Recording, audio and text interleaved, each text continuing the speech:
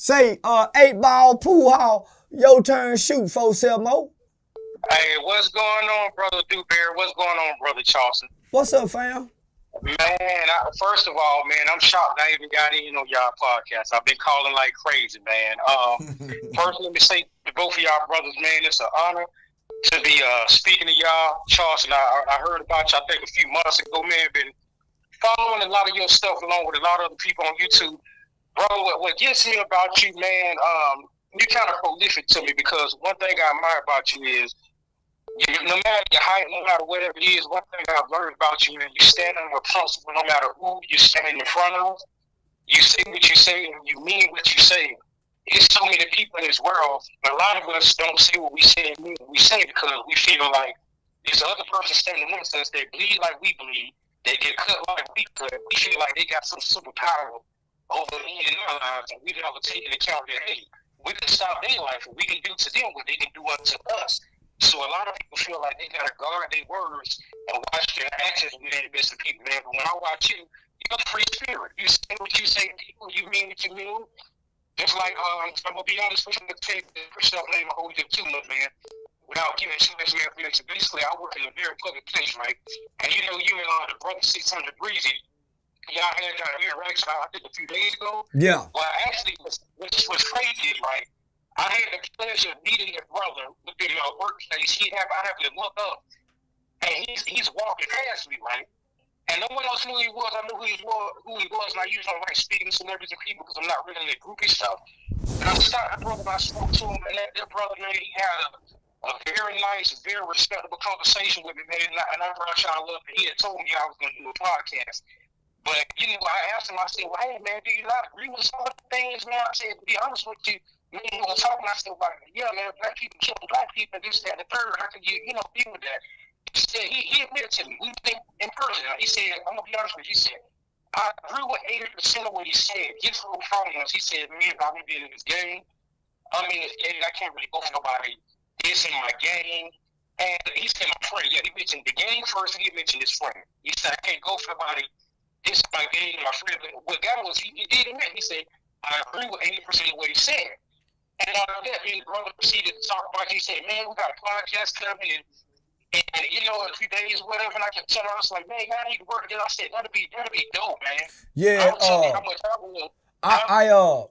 I really got to look at the little brother, and I studied his demeanor. I studied his spirit, and so I made it clear that it's very admirable to defend your friend's honor. Let me just say that first and foremost. Very admirable, and I admire him for that, and I respect him for that. I respect any person who put that suit on and wear that suit.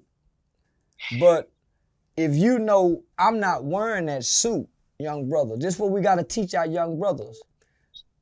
You are a wolf among sheep. You a gorilla. You a lion amongst these sheep. Don't roar amongst your sheep.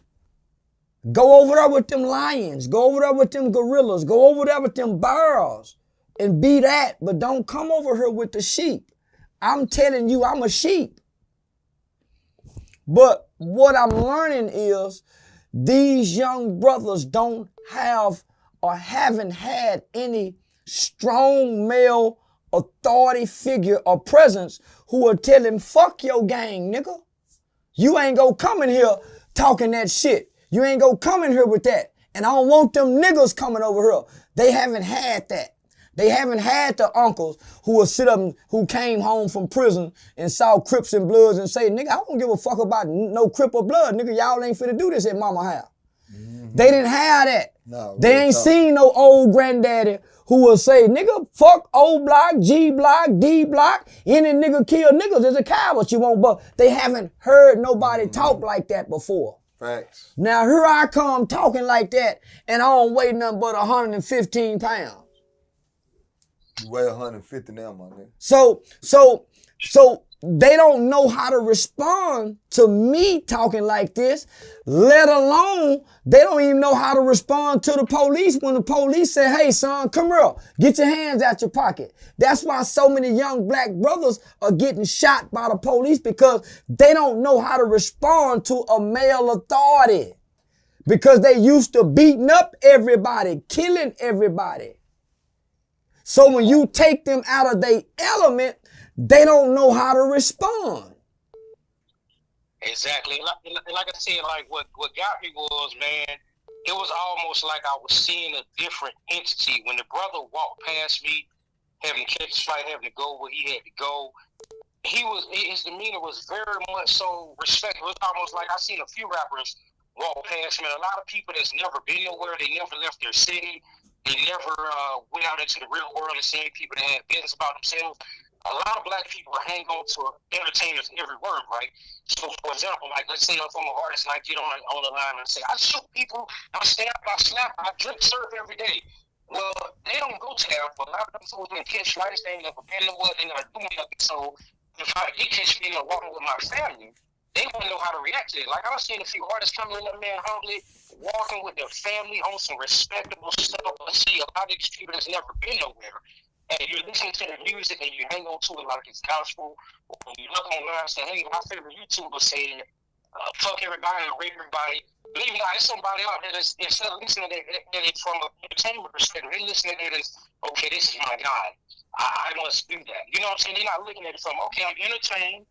Maybe he didn't do that. Or even if he did do that, that's him. I don't have to do that. I'm a separate entity.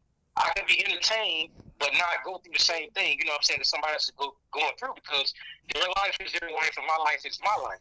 So like I said, when I saw that brother walk through, man, he was amazing, man. We was able to have this cool, he was very respectful. I'm going to tell this story too, man. Dog was cool, but I had the pleasure of meeting him right before he passed away. He was very rude and disrespectful to me. In the same location, I met Brother 600 Breezy. Now, to be honest, I would have expected kind of 600 Breezy to be snappy at me and say, man, I don't want to talk to you. I don't want to talk about that shit you talking about, man. Get out of my face. That brother didn't do that, man. From the beginning, late and all that, that brother had an articulate conversation with me, spoke with me. I met the brother Dolph, man, before he passed away. And I tell people about it, and I try not to tell too many people because I don't want to offend nobody. But that brother was like, I'm talking about, when I say he was like so disrespectful to me, right? Let me tell you what he did, Charleston, that really pissed me off. I wasn't coming at him on no fan or no groupie type of stuff. I wanted to speak to the brother and tell him I commend him like I spoke to 600 Breed and say hello and get on my workday, right? I stopped to speak to him. Now, before I stopped to speak to him, right, it was some white boys around him, right? The white boys recognized who he was. The white boys stopped him, and he was with some yellow dude. They asked him for a picture, right? He stopped what he was doing. He gave these white boys respect and gave them pictures and stuff. I stopped him to say something brief and say commend. I didn't ask no picture, none of that. I stopped to say, hello, how you doing? The brother backed up and looked at me up and down like, what? Yeah, what? Like, looked at me and talked to me like that, right? He just got finished talking to the white guys. He gave them the utmost respect. He looked at me like that and talked to me like that. And he backed away and walked away. And I was just saying, bro, like, I just want to tell you, bro, that the song he got called Trip. I just want to tell him, like, bro, I just want to tell you, bro, I like that song you did, man. That's all I want to say to you, bro. And he looked at me, and he walked with his homie, his bodyguard. I don't know who he was. He said, I appreciate it. And I'll never forget it. Like, he walked away from me, right? So I think they was talking about me. So him and the dude walked away from me, and they looked at each other, and they just started, like, laughing. I think he was laughing at me, and I don't know what for. You know what I'm saying? So it was this evil thought came to my mind, right? Keeping my head already been shot prior to me ever meeting him. So I got this evil thought in my mind. I didn't wish it on him, none of that. And I hope this wasn't because of my thoughts. But the immediate thing that honestly came to my mind after I had that experience. Nigga, if you tell me that evil thought, you being evil now. Okay, I see what you're saying. Okay. Yeah, nigga, if you come replay that thought before all these millions of people. Oh, now, damn, nigga, I'm sitting here saying, man, why would he do this? Now, he just said, now, I don't tell this to many people, but nigga, you going in detail to say, because, but no, this what I sat and saw. He really hurt your feelings. That rejection is a motherfucker. Yes. And guess what? You know what?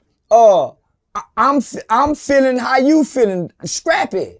So I get it, nigga, but nah, homie, don't come tell us the thought, nigga. You done say he done been shot before, this was before. So no, that mean you had a real evil thought. I can't let you come back and re-sow that seed, homie. You right, brother. You right.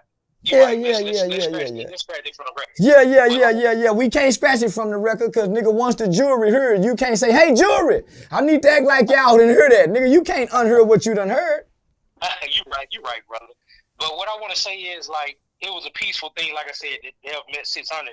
And, you know, like, people have these ideas about who they think you are and perceptions. And it's funny, when you meet people, it's not totally how they may, you know, pan out to think it may be in real life.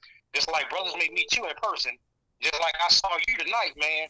I've seen you snap on some people who called or whatever it is. You had the free Keisha moments and all that on your show. And sometimes some people may be nervous, like, well, let me be nervous, man. If I call them, I just want to say hello like I'm saying to them.